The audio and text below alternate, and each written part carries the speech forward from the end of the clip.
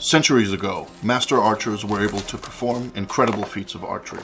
These skills have long since been forgotten, but the Danish archer Lars Andersen is trying to reinvent what has been lost.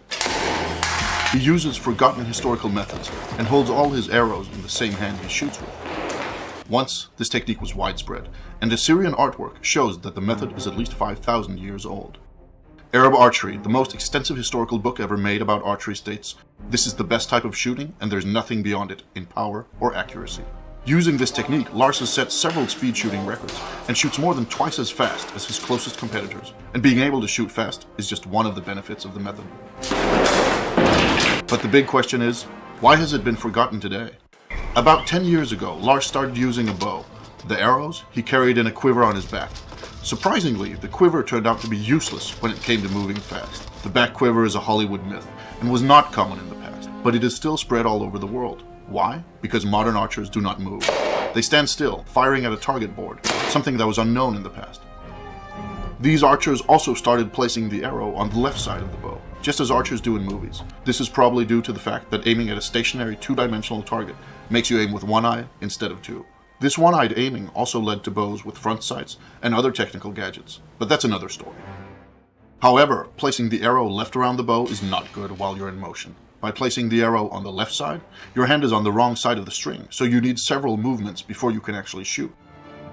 From studying old pictures of archers, Lars discovered that some historical archers held their arrows on the right side of the bow. This means that the arrow can be drawn and fired in one single motion, which is both faster and better. And this was not the only problem with archery today. Lars realized that what we thought was historical archery only works well for modern target archery and Hollywood films.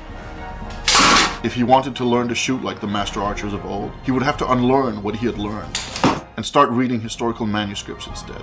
He would have to find his way back to a time when archery was simpler and more natural, exactly like throwing a ball.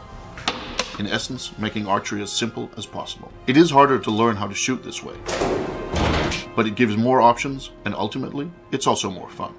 A war archer must have total control over his bow in all situations, and must be able to handle his bow and arrows in a controlled way under the most varied of circumstances.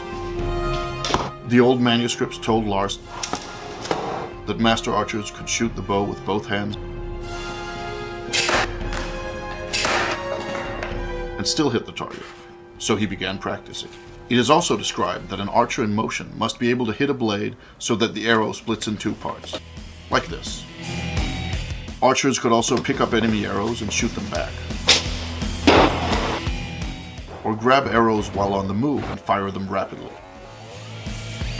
There are even myths of archers who could grab an enemy's arrow and shoot it back at him. Lars took it a step further and is now able to catch an arrow while jumping and fire it before he hits the ground. Perhaps most importantly, modern slow archery has led people to believe that war archers only shot at long distances. However, Lars found that they could shoot at any distance, even up close. This does require the ability to fire fast, though. In the beginning, archers probably drew arrows from quivers or belts, but since then, they started holding the arrows in the bow hand, and later in the draw hand. Taking it to this third level, that of holding arrows in the draw hand, requires immense practice and skill, and only professional archers, hunters, and so on would have had the time for it. When guns started replacing bows, this technique was forgotten, and the only reason Lars is able to do it is because he's spent years practicing intensely. The hard part is not learning how to hold the arrows, but learning how to handle them properly, and draw and fire in one single motion, no matter what method is used. It works in all positions, and while in motion, whether rolling, running, or on horseback. It also works with sharp arrows and powerful bows. And while there is no doubt that those war archers of the past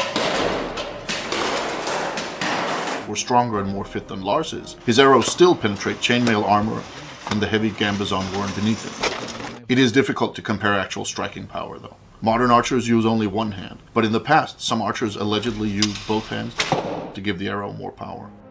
Old manuscripts tell us that it was common to hold 3 arrows in the draw hand at once, while keeping more in a belt quiver. We know that some archers held more, and in a way, the bow was the ultimate weapon. Who can escape 10 arrows fired quickly after another? From old texts, we know that Saracen archers were expected to be able to fire 3 arrows in 1.5 seconds, and very skilled archers were even faster. Lars has managed to shoot 3 arrows in 0.6 seconds, but while speed is important, hitting the target is essential. To test accuracy and speed at the same time, Lars set up an experiment where he shot incoming arrows with arrows of his own.